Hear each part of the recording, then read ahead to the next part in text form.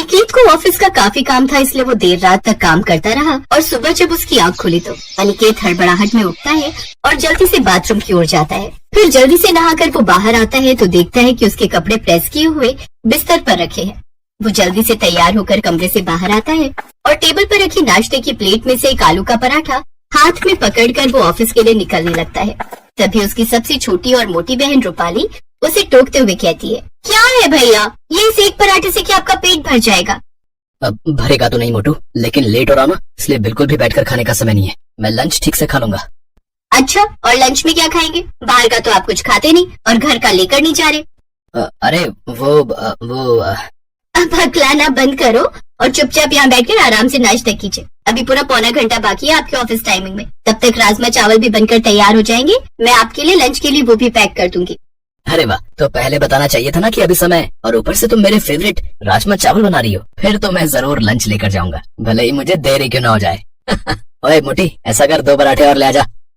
ये हुई ना बात। अनिकेत आराम से बैठकर आलू के पराठे खाने लगता है। तभी उसकी 5 बहनें वहाँ खड़े होकर उसको देख रही होती हैं। उन्हें देखकर अनिकेत कहता है, अरे तुम 5 मुझे यूँ घूर कर क्यों देख रही हो? तुम 5 का व्रत है क्या? हम क्यों व्रत रखेंगे भैया? तो फिर मुझे घूर कर क्यों देख रही हो भाई? तुम सब भी बैठकर खाना खा लो ना।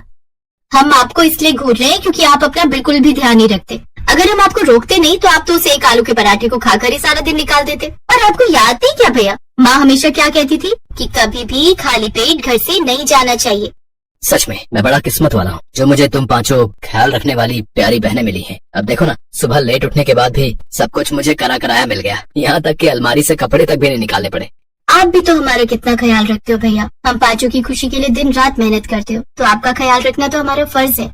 और माँ बाबा के जाने के बाद एक आप ही हो जिसने हमें माँ बाप दोनों का प्यार दिया है। ऐसे ही समय बीता। एक रोज अनिकेत अपने दोस्त के साथ लंच कर रहा था। फाइनली मेरी बहन की शादी तय हो गई यार। अब कुछ दिनों के बाद वो अपने ससुराल जाएगी और फिर घर का बड़ा एसी वाला कमरा मेरा। अबे साले, तुझे अपनी बहन की शादी की ज्यादा खुशी है या एसी वाला कमरा मिलने की? यार सच कहूँ तो कमरा मिलने की। नहीं, सच कहूँ तो दोनों की यार। मेरी बहन है मुझसे बड़ी, लेकिन हरकत बिल्कुल बच्चों की तरह करती है। वो मुझसे रोज लड़ती है यार। कई दिनों से उसके लिए लड़का ढूंढ रहे थे, लेकिन अब जाकर कोई अच्छा लड़का मिला है उसके लिए। इस बार उसका इस शादी से पहले का आखिरी रक्षाबंधन होगा, तो सोच रहा हूँ कि इस बार उसे क्या गिफ्ट दूं यार। अच्छा सा सजेस्ट करना यार। शादी में तो वो सब अपनी पसंद का लेगी, तो राखी पर उसे क्या दूं? अबे तो खुद मुझसे पूछ रहा है यार। तेरी तो एक बहन है तो तू इतना सोच रहा है। मेरी सोच 5 बहन है, अब उन सबको क्या दूं? कुछ समझ में नहीं आ रहा यार। ऊपर से मैं अभी तक उनके लिए एक भी रिश्ता नहीं ढूंढ पाया यार। यार अनिकेत, अब एक बहन हो तो बताऊं, तेरी 5 बहनों के लिए मैं क्या ही बताऊं यार। अच्छा सुन, मेरी मान तो तू ना सबको शगुन के लिफाफे में 100 रुपए डाल के दे दे यार, सस्ते में निपट जाएगा। और रही बात शादी की, तो वो तो तेरे ऊपर बड़ी जिम्मेदारी है, जानता हूँ, लेकिन किसी भी तरह मुझे पायल के लिए लड़का ढूंढना ही होगा यार। आज नहीं तो कल उसकी शादी तो करवानी ही है ना। अरे ये क्या यार, तेरी बातों के चक्कर में तो सारा खाना ही ठंडा हो गया। खाना। अनिकेत की बहनें अब बड़ी होने लगी थी, इसलिए अब अनिकेत को उनकी शादी की चिंता सताने लगी और वो अब उनके लिए लड़का ही ढूंढता रहता। ऐसी एक रोज जब पायल एक लड़के से बात कर रही थी, तभी अनिकेत कमरे से बाहर आ जाता है और पायल को दरवाजे पर उस लड़के से बात करते हुए देख लेता है। जब वो लड़का वहाँ से जाता है तो अनिकेत, वाह, अरे वाह, क्या पसंद है तेरी? है तूने तो बड़ा हैंडसम लड़का पसंद किया अपने लिए। भैया ये आप क्या कह रहे हो? अरे शर्मा मत पगली, तू बता क्या नाम है उसका। अरे तेरे हाथ पीले हो जाए तो सबसे ज्यादा खुशी तो मुझे ही होगी ना। तभी वो लड़का वापस आकर कहता है, ठीक है मैडम, तो मैं ये रद्दी लेने कल आ जाऊंगा। है रद्दी? पायल, तू अपने होने वाले पति से अब रद्दी उठवाएगी? अरे तेरे ससुराल वाले क्या कहेंगे यार? अरे भैया ये कबाड़ी वाला है। कबाड़ी वाला? चलो कोई नहीं, प्यार तो अंधा होता है ना। और वैसे भी आजकल रद्दी वाला भी अच्छा कमा लेता है। बताओ भाई कितना कमा लेते हो? क्या भाई साहब, कबाड़ी वाला मैं हूँ और कचरा आपके दिमाग में भरा हुआ है। सॉरी, माफ करना भाई साहब। भैया आपने टेंशन के चलते कहीं सच में पायल दी की शादी कबाड़ी वाले से मत करा देना। हाँ नहीं तो हम सबको उसे कबाड़ी जीजू कहकर बुलाना होगा। अच्छा अब ये सब छोड़ो, वैसे भैया आपको याद है ना आज संडे और आपने हम सबको प्रॉमिस किया था कि आप हमें रक्षाबंधन की शॉपिंग के लिए मार्केट लेकर जाएंगे। ओह, तो आज मेरा कंगाल होने का दिन है। अच्छा चलो ठीक है, अब तुम सब तैयार हो जाओ, फिर हम सब शॉपिंग पर चलते हैं। अनिकेत अपनी सभी बहनों को खरीदारी के लिए एक शोरूम ले जाता है, जहाँ वो सब अपने लिए कपड़े और सुंदर सुंदर राखी खरीदती हैं। लेकिन इन सब में उसके काफी पैसे खर्च हो जाते हैं। हे भगवान, काफी पैसे खर्च हो गए। अभी तो बिजली का बिल, पानी का बिल और घर में राशन भरवाना बाकी है और अभी तनख्वाह आने में 10 दिन बाकी है। लेकिन कोई बात नहीं, इन पैसों के बदले जो मैं इनके चेहरे पर खुशी देख पा रहा हूँ उससे एक अलग ही सुकून है। अरे भैया, आप अपने लिए कुछ नहीं ले रहे?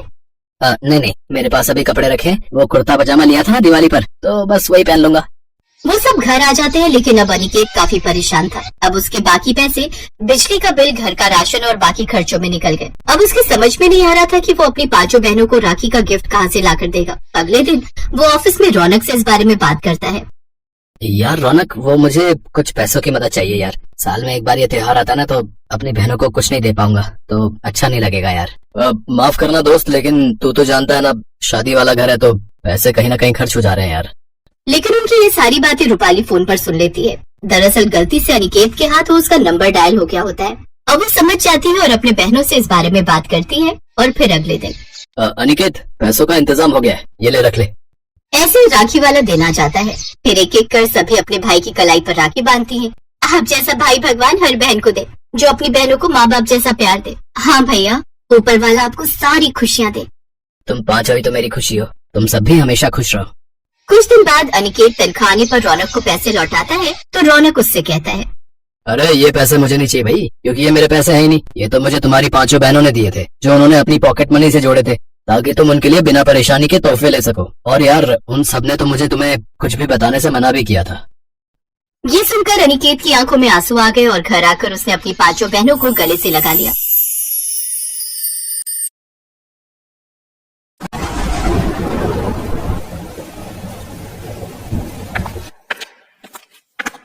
माँ उठो, माँ लो ये दवाई खा लो। हाँ हाँ बेटा, जरा मदद कर दे बेटा, अब तो शरीर उठने को राजी नहीं है। सीनू अपनी माँ सविता को सहारा देकर बिस्तर पर बिठाती है। सीनू बहुत ही समझदार और एक जिम्मेदार लड़की थी। कई साल पहले एक सड़क हादसे में सीनू ने अपने पिता को खो दिया था। इस हादसे के बाद से ही सीनू की माँ सविता बहुत बीमार रहने लगी। धीरे धीरे तबीयत बिगड़ती गई और वो बिस्तर पर आ गई। अब सीनू को ही सब कुछ संभालना था। उसने शहर के मेन मार्केट में सब्जी बेचना शुरू कर दिया। छोटी सी उम्र में वो घर का खर्चा चला रही थी, लेकिन किसी अच्छे डॉक्टर से अपनी माँ का इलाज करवा पाना उसके बस से बाहर था। दवाई खाने के बाद सविता सीनू के सिर पर हाथ रखती है और कहती है, तूने कुछ खाया बेटा? हाँ माँ, खा लिया। तुम मेरी चिंता मत करो, बस आराम करो और सबसे जरूरी बात, खुश रहा करो। मैं बाजार जा रही हूँ, कोई भी परेशानी हो तो पड़ोस से बिमला मौसी को बुला लेना, ठीक है? सविता सीनू को एकटक देख रही थी और अचानक रोने लगी। सीनू ने उसके आंसू पोंछे और उससे पूछा, क्या हुआ माँ, क्या सोचने लगी तुम? मुझे माफ कर दे बेटा, इतनी सी उम्र में तुझे कितनी मेहनत करनी पड़ रही है और मैं सारा दिन बस बिस्तर पर ही पड़ी रहती हूँ। काश तेरा कोई भाई होता तो आज हमारी ये हालत ना होती। ये कैसी बातें कर रही हो माँ? तुम बीमार हो इसलिए कुछ नहीं कर पा रही हो, और मेरा भाई होता तो वो भी यही करता जो मैं कर रही हूँ। जो है सब अच्छा है, अब तुम आराम करो, मैं चलती हूँ और ज्यादा सोचना मत। इतना कहकर सीनू सब्जियों का ठेला लेकर बाजार की तरफ चली गई। उसने भले ही अपनी माँ को दिलासा दे दिया था, लेकिन सच तो ये था कि उसे भी किसी सहारे की जरूरत थी। एक भाई की कमी उसे भी महसूस होती थी, लेकिन हालात से समझौता करना सीनू को आता था। वो सब कुछ भूलकर सब्जी बेचने लगी। तभी वहाँ एक बाइक आकर रुकी। बाइक पर करीब 22-23 साल का लड़का था, जो बाइक रोककर किसी से फोन पर बात करने लगा। अरे कैसी बातें कर रहे हो? ऐसा बिल्कुल नहीं होना चाहिए। वो सारा सामान गरीब बच्चों के लिए है, उन तक ही पहुंचना चाहिए। तुम रुको, मैं आता हूँ जल्दी, फिर देखता हूँ। वो लड़का आदित्य था, जो एक सॉफ्टवेयर कंपनी में काम करता था, साथ ही एक समाज सेवी संस्था से भी जुड़ा था। सीनू ने उसे देखा तो उससे बोली, भैया, ओ भैया, कुछ सब्जी भाजी ले जाओ घर के लिए, सबकी सब एकदम ताजी हैं। नहीं गुड़िया, अभी घर नहीं जा रहा हूँ, कहीं और जाना है, फिर कभी ले जाऊंगा। आदित्य की बात सुनकर सीनू का चेहरा उतर जाता है।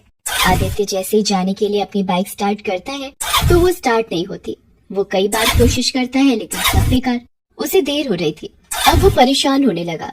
ये देखकर सीनू ने उससे कहा, भैया जी, आपने मुझसे सब्जी नहीं खरीदी ना, तो देखो आपकी फटफटिया भी बुरा मान गई। लेकिन आप चिंता मत करो, आप 2 मिनट रुको, मैं किसी को जानती हूँ जो आपकी मदद कर सकता है। सीनू आदित्य को अपनी सब्जियों के पास छोड़कर चली गई। कुछ ही मिनटों में वो अपने साथ एक मैकेनिक को ले आई, जिसकी दुकान पास में ही थी। उसने आदित्य से कहा, लो भैया, ये हैं गाड़ियों के डॉक्टर, ये सब ठीक कर देंगे। आदित्य सीनू की बात पर मुस्कुरा देता है। मैकेनिक अपने काम पर लग जाता है। आदित्य सीनू से कहता है। गुड़िया तुम्हारा बहुत बहुत शुक्रिया, तुम मदद ना करती तो पता नहीं कितनी देर लग जाती। वैसे नाम क्या है तुम्हारा, और तुम्हारे पापा कहाँ हैं? मेरा नाम सीनू है और मेरे बाबा वो तो भगवान जी के पास चले गए कई साल पहले। ओह, और तुम्हारी माँ, और कौन है तुम्हारे घर में? बस माँ और मैं। माँ भी बहुत बीमार है, वो तो बिस्तर से उठ भी नहीं सकती। अरे तो तुम रोज यहाँ अकेले ही सब्जी बेचती हो, तुम्हारी मदद के लिए कोई नहीं है? नहीं भैया जी, कोई नहीं है मेरी मदद करने को। आप ही कर दो मेरी मदद, कुछ सब्जियाँ खरीद लो। 4 घंटे हो गए यहाँ खड़े खड़े, आज तो बोनी भी मुश्किल लग रही है। रक्षाबंधन आने वाला है, सोचा था सब्जी बेचकर जो पैसे मिलेंगे उनसे खूब सारी राखियाँ ले आऊंगी, तो उन्हें बेचकर और अच्छी कमाई हो जाएगी। और फिर मैं। फिर क्या, बताओ गुड़िया, क्या करना चाहती हो पैसों से? भैया मैं अपनी माँ को पहले जैसे चलते फिरते देखना चाहती हूँ। मैंने सोचा था कि अगर थोड़ी कमाई हो जाएगी तो उन्हें अच्छे डॉक्टर के पास लेकर जाऊंगी। इतना कहते ही सीनू रोने लगती है। इतनी कम उम्र में सीनू में इतनी समझदारी देखकर आदित्य दंग रह जाता है। वो मन ही मन सीनू की मदद करने का फैसला कर लेता है। वो सीनू की सब्जियों को अलट पलट कर देखता है और उससे कहता है, अरे मैं तो भूल ही गया था, मैं एक समाज सेवी संस्था से जुड़ा हूँ, वहाँ कल गरीब बच्चों को खाना खिलाने वाले। तुम रुको जरा 1 मिनट। आदित्य तुरंत किसी को फोन लगाता है और कुछ देर बात करने के बाद सीनू से कहता है, चलो भाई गुड़िया, हो गया तुम्हारा काम, तुम फटाफट पैसे जोड़ो और मुझे बताओ, ठीक है? अभी थोड़ी देर में एक लड़का आएगा और तुम्हारी सारी सब्जियां लेकर जाएगा, ठीक है? अरे वाह भैया, आपका बहुत बहुत शुक्रिया, आपने तो मेरी बहुत बड़ी मदद कर दी। अरे नहीं गुड़िया, सब्जी तो कहीं ना कहीं से खरीदनी ही थी तो तुमसे ले ली। वैसे अब खुश तो हो ना तुम? बहुत खुश हूँ भैया, अब आप देखना, एक से एक राखी खरीद कर लाऊंगी और उन्हें बेचकर खूब पैसे कमाऊंगी। फिर सब अच्छा हो जाएगा।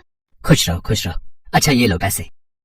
लेकिन ये तो मेरी सब्जी के दाम से ज्यादा पैसे हैं भैया। भैया कह रही हो तो मैं भी छोटी बहन समझ के दे रहा हूँ, रख लो।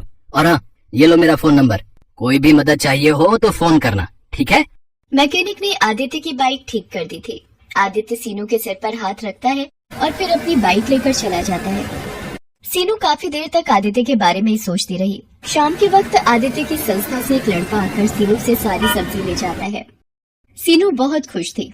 वो सारे पैसों से जाकर नए नए डिजाइन की राखियां खरीद लेती है और उन्हें अपने ठेले में सजाकर रक्षाबंधन से एक दिन पहले बाजार आ जाती है और जोर से चिल्लाती है, राखी ले लो राखी, गुड्डे वाली, फूल वाली, गोटे वाली राखी, सुंदर सुंदर राखी ले लो।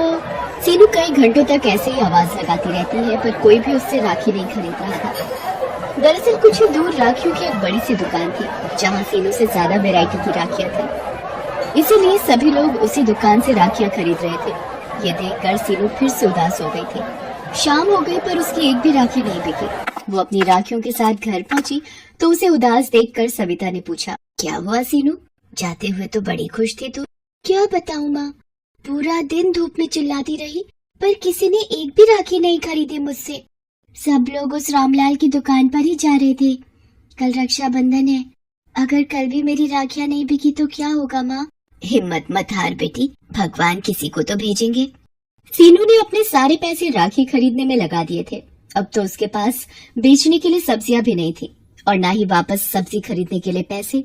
अगले दिन रक्षाबंधन था।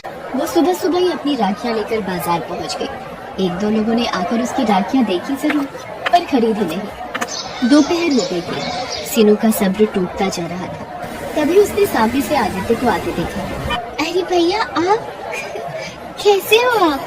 अरे गुड़िया, मैं अच्छा हूँ गुड़िया, तुम्हारी राखियाँ देखने आया हूँ और खरीदने भी।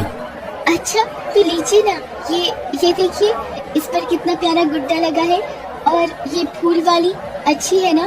सीनू खुश दिखने की कोशिश तो कर रही थी पर आदित्य उसका चेहरा देखकर सब समझ गया था। उसने आते हुए राखियों की दुकान और उसमें लगी भीड़ भी देख ली थी और उसे समझने में देर नहीं लगी कि सीनू के लिए अपनी राखियां बेच पाना कितना मुश्किल था। उसने सीनू से कहा, गुड़िया तुम बहुत छोटी हो, इतनी सी उम्र में तुम में जो हौसला है उसकी जितनी तारीफ की जाए वो कम है। लेकिन बेटा ऐसे काम नहीं चलेगा, तुम्हें कुछ और सोचना होगा।